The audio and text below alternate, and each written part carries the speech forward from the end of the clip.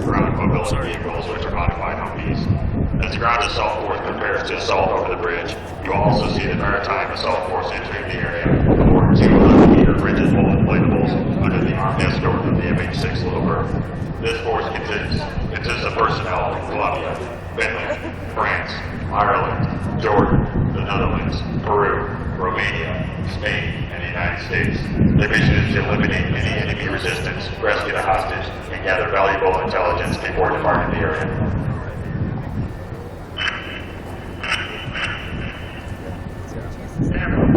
Tampa, home land, Charlie 4. Where? Initiate.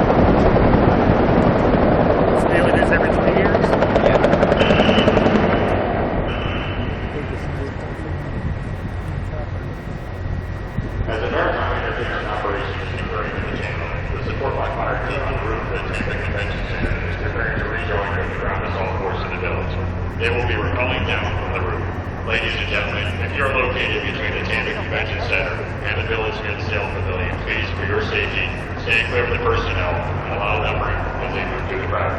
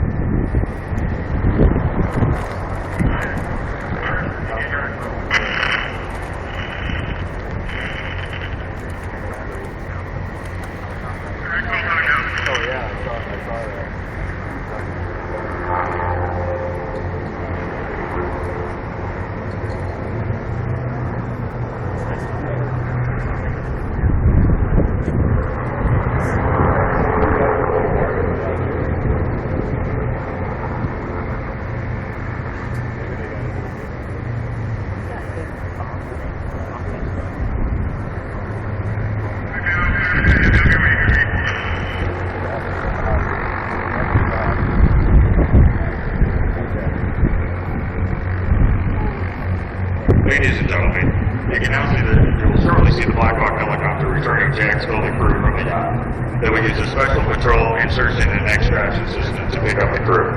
This system is used for extracting personnel from areas where helicopters cannot land, such as a dense jungle, aboard a vessel, or from the top of a building in an urban area. During this method, crew are attached to the helicopter and dropped down to the personnel. A series of rings on the rope allow operators on the ground, all wearing special harnesses, to clip onto the rope. Up to 8 fully laden troops can be lifted off the ground and carried away using this technique.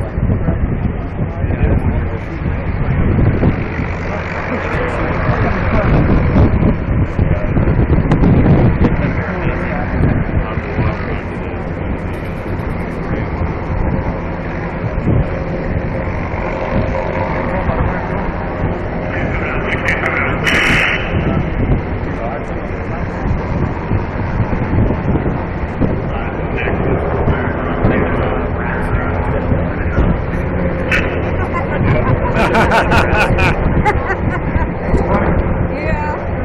Go both.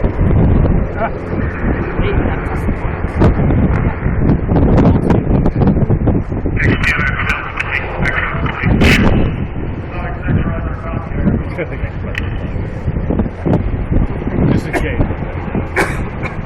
The MH60 and MH6 Little Birds armored medicine mission now complete. All friendly elements have exfilled. They'll be departing the area and linking up at a safer location. Ladies and gentlemen, while the MH60s were extracting the personnel, the helicopter assault force assaulters were preparing to repatriate the Starship. The preparation is complete. Crew back in friendly hands. You can see the ship beginning its journey to a safe port, where it can be turned over to a waiting for the crew.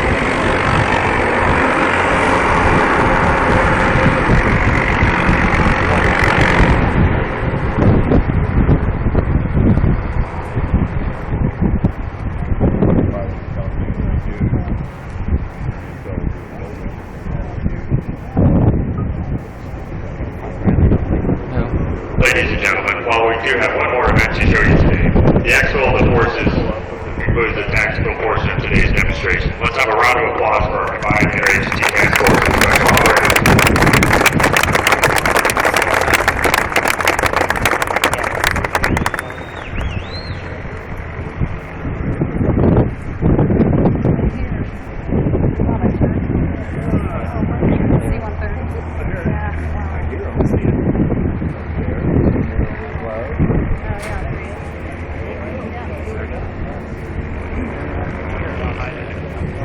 If you look overhead, the final event you will see today is the military free-fall parachute jump. This APAT consists of jumpers from France, Germany, Italy, the Netherlands, and the United States, selected an MC-130 combat intelligence aircraft from 8,000 feet and deploy their parachutes at 4,000 feet. They will assemble in the air and then land together in the water.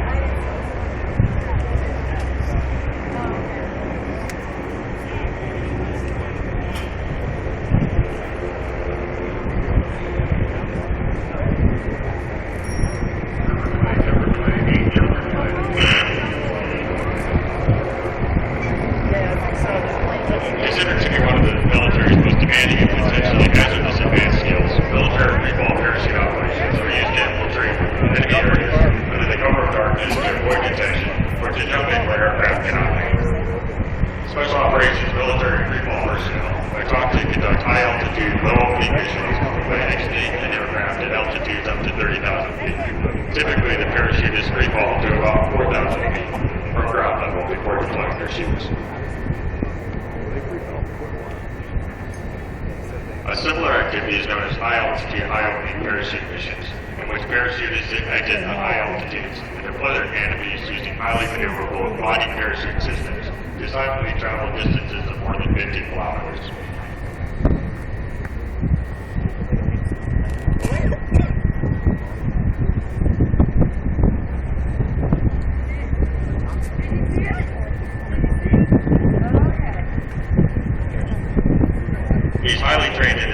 conduct military free-fall operations in the dead of night while fully loaded with 70 pounds of combat equipment and wearing a special helmet and oxygen mask.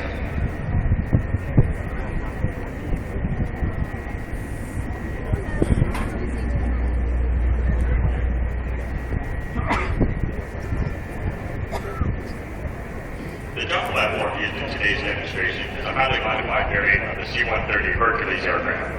The MC-130 Combat Talent 2 provides infiltration, exfiltration, and resupply of special operations forces and equipment in hostile or denied territory.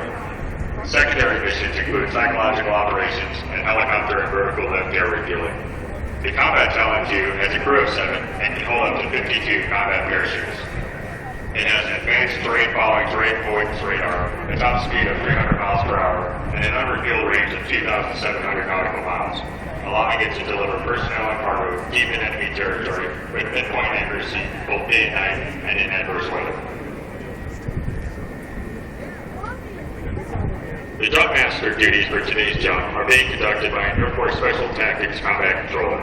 Combat controllers are certified air traffic controllers assigned to Special Tactics Squadrons.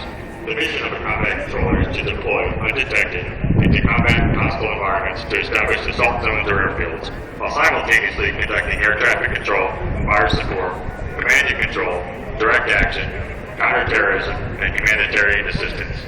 Their motto, first there, reaffirms the combat controller's commitment to undertaking the most dangerous missions behind enemy lines by leading the way for other forces to follow. Additionally, these airmen have been instrumental in controlling critical close air support missions in hostile territory within close proximity to friendly forces. This special skill requires extensive additional training to be certified as a Joint Terminal Attack Controller, or JTAC. These personnel are typically located with the Ground Force Commander and assist with coordinating close air support during special operations missions. One thing that is also interesting to note is the fact that all the airspace required for today's event is actually being controlled by 2 of these combat controllers, who you can see positioned on top of Tampa General Hospital. This team is not only responsible for controlling the layering of all of today's military aircraft, but they are also responsible for coordinating airspace with the Federal Aviation Administration, Tampa International Airport, Peter O. Knight Municipal Airport, and any aircraft that enters the area. The main controller today is actually assigned here in Tampa at USOCOM headquarters. He has been the main controller for this event since it began in 2012, and this will be his last event as he will be retiring from the military after 26 years of service. As the jumpers continue to descend under canopy, I'd like to mention that today's demonstration is being conducted as part of U.S. Special Operations Command's International Special Operations Forces Week, which is being held in conjunction with the Special Operations Forces Industry Convention here at the Tampa Convention Center. International Soft Week brings together U.S. and international special operations leaders from around the world to strengthen existing and to build new, enduring relationships among all of our international soft partners. Over 80 nations are here in Tampa this week, exchanging ideas, learning from one another, and building trust. It is this trust that will prove invaluable when we come together to achieve mutual objectives against our future adversaries.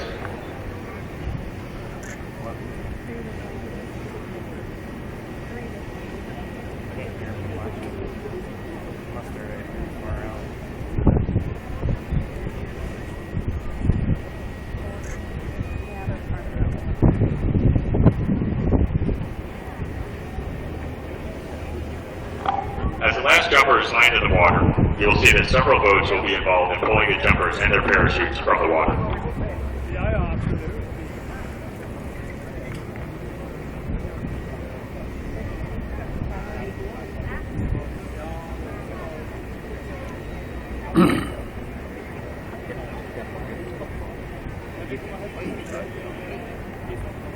Let's have a round of applause for today's jumpers.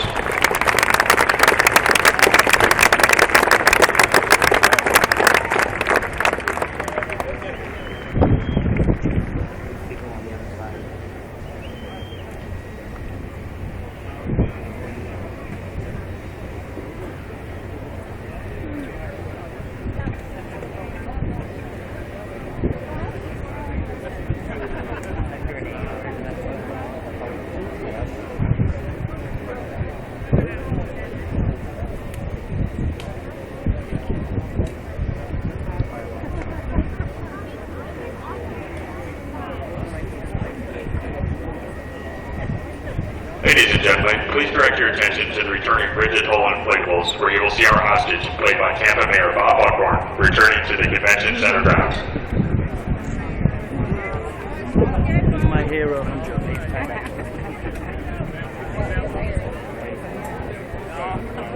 No, they should have kept him.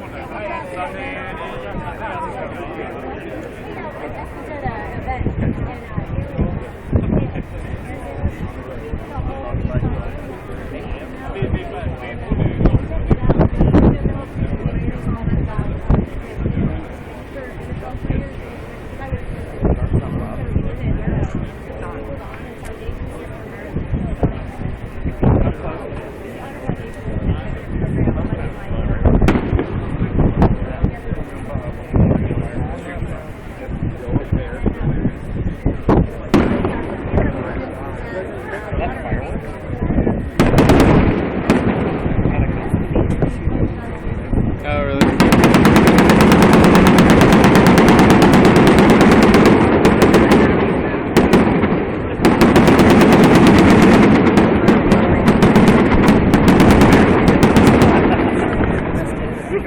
It looks like Mayor Beckmeyer is manning the M240 machine gun aboard the boat.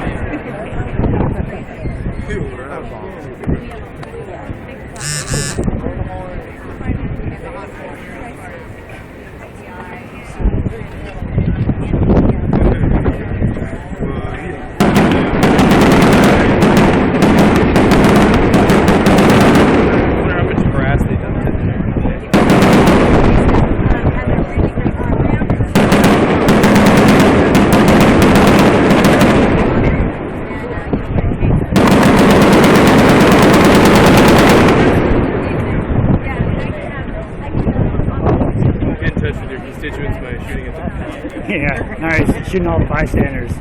Let's have a round of applause for Mayor Buckhorn.